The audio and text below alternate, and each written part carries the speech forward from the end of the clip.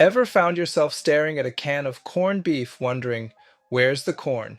It's a perfectly valid question.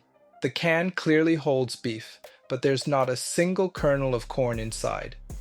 The name corned beef often confuses even the most experienced food enthusiasts. At first, it seems like it should be a dish made of beef and corn, but that's not the case. In fact, corned beef has absolutely nothing to do with the yellow vegetable we call corn. Let's take a deeper look into the intriguing and surprisingly salty history of this iconic dish. What does corned actually mean? The term corned might seem puzzling at first, especially if you're imagining it somehow related to corn on the cob. But to understand its meaning, we need to go back to an earlier time, before refrigerators and modern food preservation. In the days before refrigeration, people had to get creative with ways to store and preserve food, especially meat. One of the most effective methods discovered by ancient cultures was salting. Salt has the unique ability to draw moisture out of meat, which prevents bacteria from growing and spoiling the food. But here's where it gets interesting. It wasn't just any salt being used. People were using large, coarse salt crystals, also known as corns in the Old English language. Now don't get confused.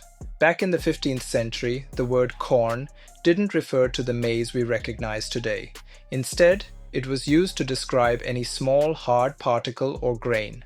So, the corn in corned beef referred to the large, grainy pieces of salt used to preserve the meat, not the yellow vegetable. Hence, corned beef got its name because it was beef preserved with large grains or corns of salt. So, the next time you crack open a can of corned beef, remember, the only corn in there is the salt.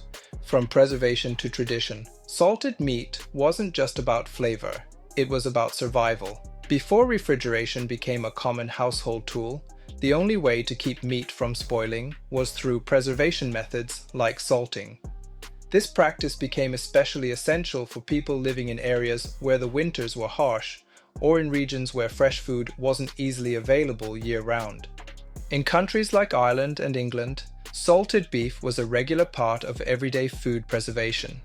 In fact, by the 17th century, Irish corned beef was already being exported across Europe and even to the Americas.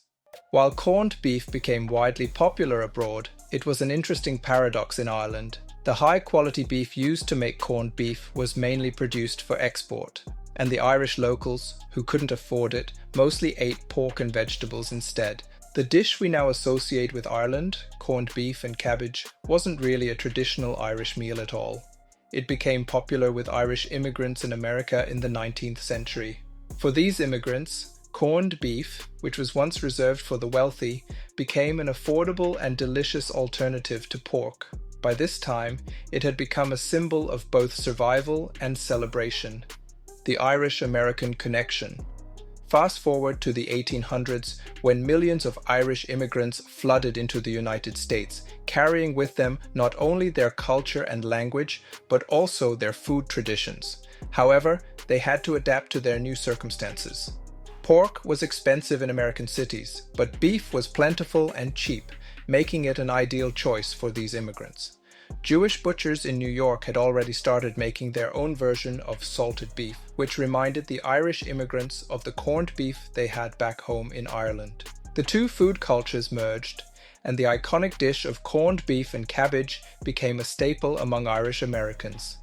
But here's the kicker. What many people think of today as a classic Irish dish is actually more of an Irish-American invention.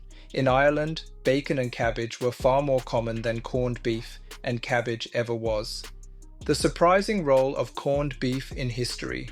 Beyond the kitchens of immigrants and families, corned beef played a surprisingly significant role in global history. Due to its ability to withstand long periods without spoiling, it became an essential food for sailors, soldiers, and explorers. In fact, during the Age of Exploration, corned beef, along with other salted meats, was a vital part of sailors' rations, allowing them to survive months at sea without fresh food.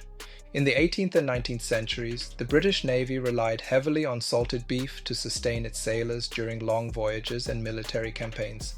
It was a staple on the high seas because it didn't require refrigeration, could be easily stored in barrels, and could survive in almost any condition. But corned beef's role didn't stop there. During both World Wars, canned corned beef became a go-to ration for soldiers. It was easy to transport, required no cooking, and could be stored for long periods of time without spoiling. The distinctive rectangular can that we associate with corned beef today was specifically designed to make it easier to ship, stack, and open in the field. This humble can, once a symbol of convenience, had a much bigger logistical purpose in wartime.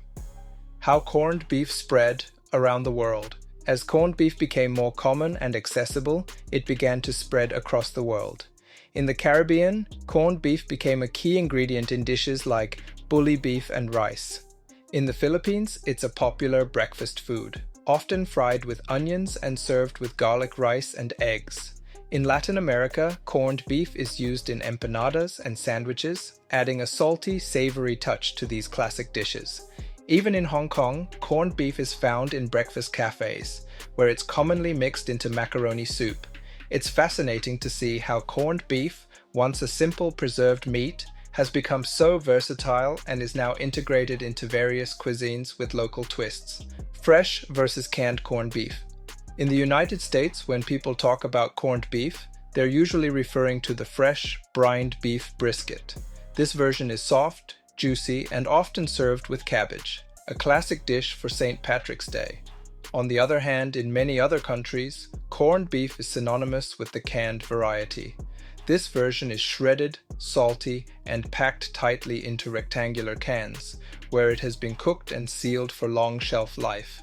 Both versions of corned beef trace their origins back to the same idea, preserving beef with salt. The difference lies in how the beef is prepared. The fresh kind is brined and boiled, keeping more of its traditional texture and flavor. The canned variety, however, is cooked, pressed, and sealed, making it shelf-stable for long periods of time. The irony of the name corned beef. So why then is it called corned beef when there's no actual corn involved? It all boils down to language and history. Centuries ago, the word corn simply meant a small particle or grain. Over time, as English evolved and the word corn became synonymous with maize, the name corned beef stuck. And now it sounds confusing, but it remains a reminder of how language can preserve history just as much as salt preserves meat.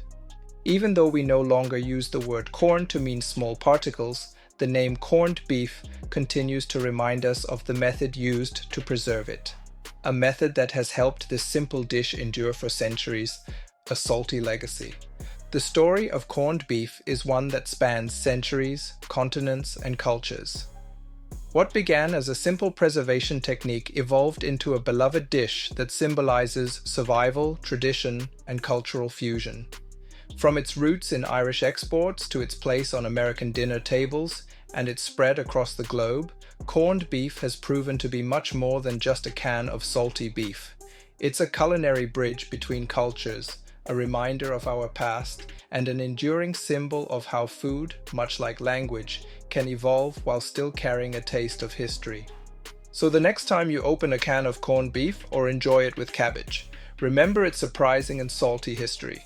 It's a dish that has traveled far, both in miles and meaning, and it all started with a grain of salt. If you enjoyed this deep dive into the history of corned beef and want more fascinating stories behind the food we eat, don't forget to like this video and subscribe. Stay tuned for more unexpected histories and fun facts coming your way. Thanks for watching, and we'll see you in the next one.